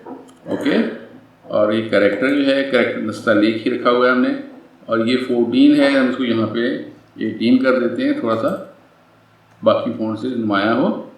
ठीक है जी, और ये बोल्ड है, ये नॉर्मल से ही आ रहा है बोल्ड, तो ओके। और एक और चीज़ मेरी जहन से निकल गई कि नॉर्मल से 0.5 इंच भी आ रहा है, इसको भी हमने 0 करना है। ठीक है जी, अब ये हो गया कि पैराग्राफ में हमने यहाँ पर और यहाँ पर इसके शुरू में और आखिर में स्पेस छोड़ी थी, तो क्या करते हैं 1.34 और एंड में भी 1.34, और फर्स्ट लाइन 0 पे रहेगी। अब ये हमारा शेयर की सेटिंग मुकम्मल होगी, और ये कहाँ पे होगी 2 पे, शिफ्ट कंट्रोल 2 से, तो ओके कर दिया। अब ये हमारी शेयर सेटिंग भी होगी। अब ये जो हमने बाद में ये लिखा है, ये वाला पैराग्राफ, ये यही वाला पैराग्राफ है, तो नॉर्मल में आ जाएगा अपने आप। अब ये जो है ये हम करते हैं कोटेशन में कर देते हैं इसको, और इसके लिए नया फॉर्मेट बनाते हैं। नया फॉर्मेट हम करते हैं QUOT, ये कोट जो मर्जी नाम दे सकते हैं आप अपनी आसानी के लिए, क्या वो याद है। और यहाँ करते हैं शिफ्ट कंट्रोल 3। ठीक है, और पैराग्राफ इसको हम कर देते हैं सेंटर, ये सेंटर में हो गया। ठीक है जी, और लाइन हाइट ऑटो, सारी ऑटो यूज करती है, यहाँ 0.5 को ख़त्म भी करना है, और ओके। और कैरेक्टर को हम जाकर फिर 18 कर देते हैं, और इसका जो फ़ॉन्ट का नाम है वो है बॉम्बे ब्लैक, तो ये हम बॉम्बे ब्लैक कर देते हैं। इसका बोल्ड ख़त्म कर, पहले ही फ़ॉन्ट बहुत मोटा ही, तो उसको बोल्ड हमने ख़त्म कर दिया, और ये अब सेंटर में आ गया, और 18 पॉइंट में आ गया, फ़ॉन्ट साइज़ आ गया, फ़ॉन्ट का स्टाइल आ गया। ओके ओके, ठीक है। अब ये सवाल जवाब रह गए, तो अब इसके लिए हमें एक नई सेटिंग करनी पड़ेगी। ये हम कर देते हैं इसको क्वेश्चन आंसर। ठीक हो गया जी, और इसको हम कर देते हैं शिफ्ट कंट्रोल, हमने कौन कौन सी कीज यूज़ की है 1 2 3, अब इसको कर देते हैं 4 पे हमारा सवाल जवाब वाला शोभा, इसको हम सेट कर देते हैं। पैराग्राफ में जाएंगे, पहली लाइन हमारी होगी 1 इंच पे, ये 1 इंच पे टैब है, 1 इंच पे आएगी 1 इंच, और एंड से भी 1 इंच, और जो पहली लाइन है इसको हम कर रहे हैं -1। ठीक है, और लाइन स्पेसिंग ऑटो कर दी है हमने। डिफ़ॉल्ट टैब स्टॉप जो है ये हमने करना है 1 इंच, जो यहाँ हमने चेंज किया, यहाँ कहीं पे इसका था ऑप्शन, तो ये हम टैब स्टॉप इसका हमने कर दिया 1 इंच, और ओके। ठीक है जी, और ये 4 पे आ रहा है, और ओके, और डन। अब हमारी सेटिंग होगी। मिसाल के तौर पे अब अगर हमें सारा ये सेटअप जो है इसको हम दोबारा से नस्तालीक, और सारे का सारा पॉइंट साइज हमने 12 में कर दिया है, और बोल्ड सारा हमने ख़त्म कर दिया है। ठीक है जी, और हमने इसको अलाइन कर दिया है राइट साइड पे, और ये शुरू के टैब्स जो हैं ये हम लाइंस भी इसकी जो है वो बराबर कर देते हैं, ताकि सब सेटिंग जैसी थी वैसे ही हो जाए। ठीक है जी, और 0 और 0 और 0.5, और ये देखिए सब ऐसे हो गया जैसे पहले था, तो सब कुछ ख़त्म हो गया। अब हम क्या करते हैं कि देखते हैं कि जो हमने कमांड्स बनाई थी, स्टाइल्स बनाए थे, वो काम कर भी रहे हैं या नहीं। इस पर क्लोज करें, जूम इन करें, और ये 100% है तो कर दें 200%, ये ज़्यादा करीब आ गया। और ये इस तरह से मूव करने के लिए हम कैसे कर रहे हैं, कंट्रोल प्रेस करके और राइट माउस का राइट बटन प्रेस करके मूव करते हैं, तो ये टेक्स्ट और ये पेज हमारा जो है मूव करता है साथ साथ हमारे माउस के पॉइंटर के। ठीक है जी। अब यहाँ पर हमें क्या करना है कि ये हमारी कमांड्स हैं, ये हेडिंग 1 है, होगी, वाह जी वाह, वेरी गुड।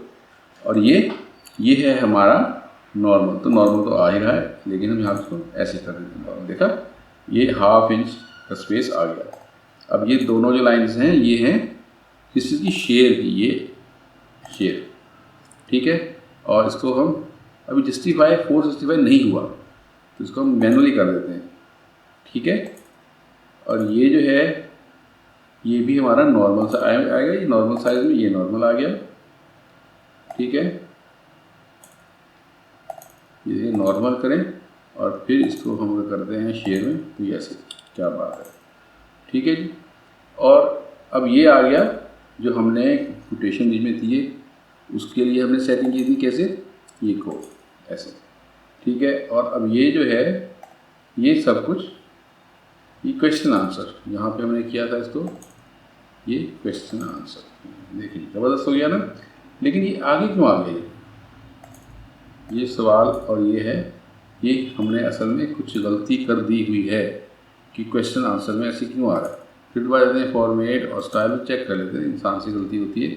और मॉडिफाई और पैराग्राफ, अब ये हमने क्या किया कि बिगिनिंग भी 1 इंच कर दिया है और एंड भी 1 इंच कर दिया है, और फर्स्ट लाइन हमने कर दिया है -1, ठीक है जी। तो इन पेज के अपने अंदर बहुत सारे बग्स हैं, तो बाज़ दफ़ा ये कमांड्स को डिफरेंट तरीके से दे रहा होता है। जैसे हमने एक लाइन को किया तो उसने कर दिया, हम सिलेक्शन किया तो सारे के सारे लाइन्स उठा के आगे कर दिया, तो हम दोबारा इसको भी करते हैं ऐसे, ये देखिए। तो हमारी कमांड में गलती नहीं थी, दरअसल कंप्यूटर कुछ भूल गया था, इसको माफ़ कर देना चाहिए, ठीक है जी। अच्छा, अब ये जो है ये हमने किया था किसमें, इस कोटेशन में नहीं, ये कैसे था, तो हम शेयर में फिलहाल सेटिंग में जाके उसको सेंटर कर सकते हैं, लेकिन सेटिंग दोबारा देनी पड़ेगी हमें, ठीक है। लेकिन ये दोनों साइडों से फोर्स जस्टिफाई हम इसको नहीं करना चाह रहे, और तो उसने फॉन्ट साइज जो है ना वो सही कर दिया है, तो हम इसको फोर्स जस्टिफाई नहीं करना चाह रहे, वापस आ रहे। और हम ये तमाम कमांड्स जो हैं इनको अगर हम कंट्रोल A करें और शिफ्ट कंट्रोल N के साथ, ये सब की सब नॉर्मल हो गई, ठीक है। पैराग्राफ नॉर्मल जो हमने स्टाइल दिया सब नॉर्मल पे आ गई, तो हम कहते हैं कि शिफ्ट कंट्रोल N, तो ये आ गया। नेक्स्ट जो है ये शिफ्ट कंट्रोल N, बल्कि पहली थी हमारी हेडिंग 1, तो शिफ्ट कंट्रोल 1 से आनी है, ठीक है जी। ये शिफ्ट कंट्रोल 1 से आ गई, और ये अब शेयर है तो इसको हम करते हैं आल्ट कंट्रोल शिफ्ट कंट्रोल 2, और इसे देखिए शिफ्ट कंट्रोल 2, ठीक है। देखिए आप सब कुछ नॉर्मली बड़े आराम के साथ हो जा रहा है, ये देखिए ये भी, ये पता नहीं लाइन ब्रेक कहाँ से हो गया, लेकिन हमें इसको जो देना चाह रहे थे वो पहले लफ्ज़ के बाद एक टैब दिया है, और ये क्वेश्चन आंसर का जो स्टाइल था सेटिंग के अंदर ये मौजूद है। तो ये देखें ये बहुत आसान से जब हम टाइप कर रहे होंगे तो हमारे लिए ये बहुत ही ज़्यादा आसानी इससे हमें मिलेगी कि हम टाइप करते जाएँ और कीबोर्ड से ही हम मुख्तलिफ जो चीज़ें हैं वो सेटिंग अपने आप होती जाएगी हमारी, ठीक है। अब ये वाला जो है इसको हम यहाँ पर आगे, और ये करना है हमने क्वेश्चन आंसर, ये देखें, और ये जो है इसको भी हमने करना है क्वेश्चन आंसर, ये, और ये है हमारी कोट, ये देखें जी। तो हमारा पूरा डॉक्यूमेंट, अभी तो ये एक ही सफ़ा है, लेकिन सोचें अगर आप 200-300 पेजेस कंपोज कर रहे हों तो ये हेडिंग्स और ये स्टाइल्स आपको कितनी आसानी फ्राहम करेंगे, ठीक है ना। ये देखें जी,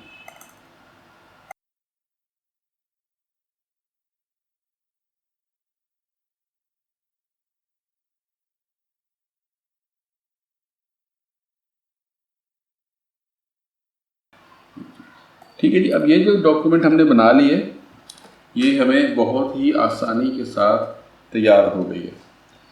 अब एक मसला ये है कि हम इसको बार बार हम क्लोजअप में जाएंगे, जूम करेंगे और जूम आउट करेंगे और फॉन्ट हमारा कमांड उसमें अप्लाई हुई या नहीं हुई ये चेक करते रहेंगे।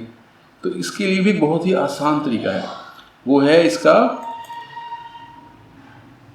Story editor. F2 प्रेस करेंगे हम, स्टोरी एडिटर में चले जाएंगे। तो हम यहाँ से ऐसे करते हैं F2, ये F2 किया और ये आगे स्टोरी एडिटर में।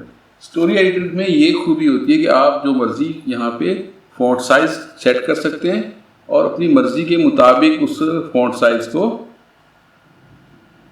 जो है ना कम ज़्यादा कर सकते हैं, लेकिन मेन डॉक्यूमेंट पर इसका कोई असर नहीं होगा। यानी हम कहते हैं कि हम यहाँ पे 60 पॉइंट कर दें सबके ना, 60 और 60, मतलब अब ये प्रिंट अगर ये स्टोरी एडिटर से आप प्रिंट लेंगे तो इसका प्रिंट साइज भी ये हो गया, प्रीव्यू साइज भी हो गया और फॉन्ट साइज भी ये हो गया। लेकिन दरअसल जो हकीकत में मेन डॉक्यूमेंट है हमारी, यानी यहाँ F2 दोबारा प्रेस करेंगे तो मेन डॉक्यूमेंट आ जाएगी। इसमें सब कुछ वैसे का वैसे ही है और यहाँ पर जो है ये हमें फॉन्ट का तो फ़र्क दिखा रहा है, लेकिन फॉन्ट के साथ साथ जो नस्तालीक फॉन्ट जहाँ जा रहा है वहाँ पे ये हमें नस्ख फॉन्ट दिखा रहा है। तो नस्तालीक और नस्ख का फ़र्क भी आपको बताना होगा कि नस्ख फॉन्ट होता है जिसमें हर कैरेक्टर अपनी एक स्पेस में होता है, अलग अलग, ठीक है, ऐसे, ठीक है। और ये इसके अंदर कोई जॉइंट्स नहीं होते, जॉइंट्स की एक अलग फाइल होती है। जिन लोगों ने शाहकार इस्तेमाल किया हो उनको पता होगा कि प्रोग्राम के अंदर लिगेचर की एक फाइल हुआ करती थी जिसमें कि तमाम पॉइंट्स के जोड़ हुआ करते थे। और जो किताबत करते हैं या खताती करते हैं उनको पता होगा कि उर्दू में यानी नस्तालीक फ़ॉन्ट में अगर आप लिख रहे हैं तो उसमें और इंग्लिश की लिखाई में क्या फ़र्क होता है। यानी इंग्लिश अगर आप टाइप कर रहे हैं या लिख रहे हैं तो ए जहाँ कहीं भी स्टार्ट में आएगा वो कैपिटल आएगा और अपनी ही पोजीशन में आएगा। ए जो है वो बी या सी में नहीं दाखिल होगा। जबकि नस्तालीक फॉन्ट में क्या होता है कि ये देखें, अब ये हमने लिखा से, तो सीन के बाद बड़ी आया, बड़ी ये सीन के नीचे आ रहा है, ठीक है। और इसी तरीके से ये पढ़ ली है, ये लाम और छोटी लाम अपनी स्पेस में आना चाहिए था लेकिन लाम छोटी के ऊपर आ रहा है। तो नस्तालीक फॉन्ट और नस्ख में ये फ़र्क होता है कि नस्ख में हर कैरेक्टर अपनी अपनी स्पेस में होता है, जबकि नस्तालीक में एक ख़ास तरतीब से लिखा जाता है जो कि हमारी उर्दू नस्तालीक का रस्मुल ख़त है।